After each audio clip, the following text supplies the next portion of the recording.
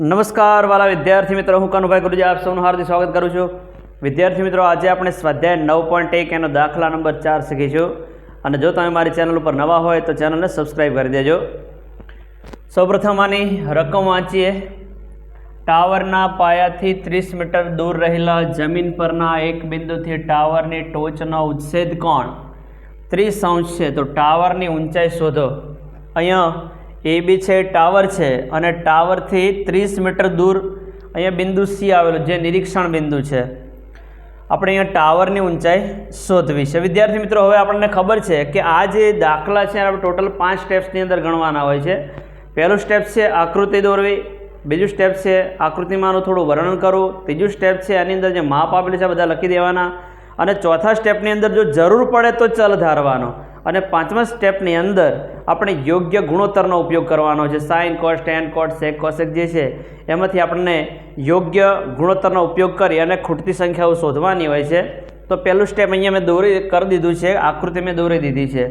આની અંદર AB tower દર્શાવે છે, C છે નિરીક્ષણ બિંદુ છે। ફક્ત આપણે ટાવરનો ઉલ્લેખ કરીએ, નાનકડું વર્ણન કરવાનું। તો આની શરૂઆત કરીએ આકૃતિમાં।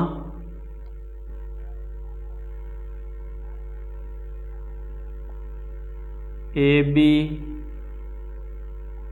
ટાવર દર્શાવે છે।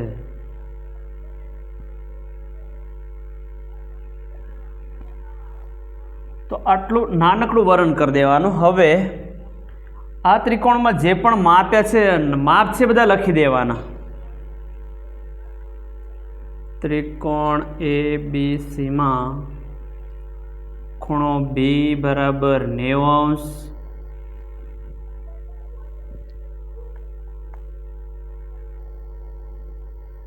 ખૂણો C બરાબર 30 અંશ અને BC બરાબર 30 મીટર।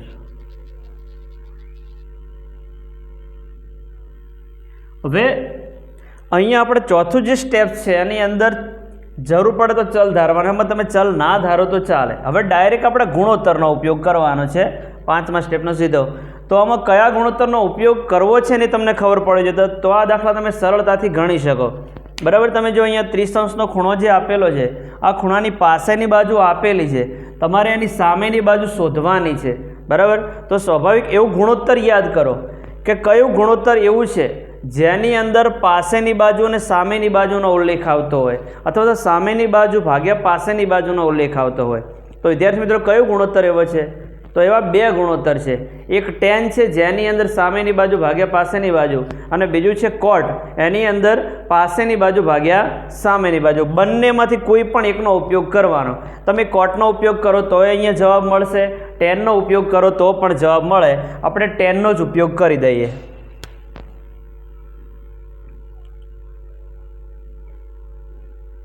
ટેન 30 અંશ, 30 અંશની સામેની બાજુ AB, પાસેની બાજુ BC,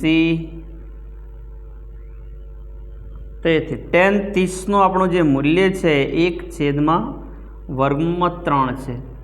AB જે ટાવરની ઊંચાઈ છે આપણે શોધવાની છે, BC આપણી પાસે 30 મીટર છે।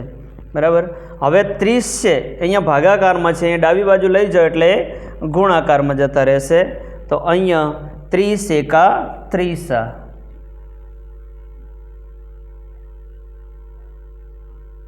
30/3 બરાબર AB।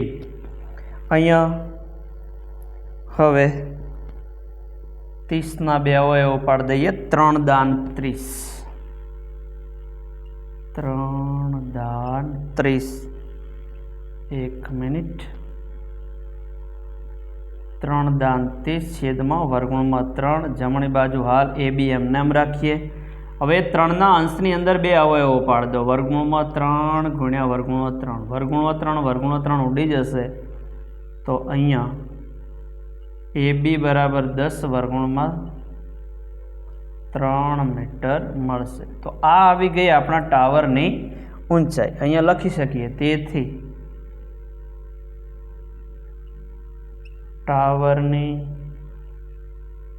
ऊंचाई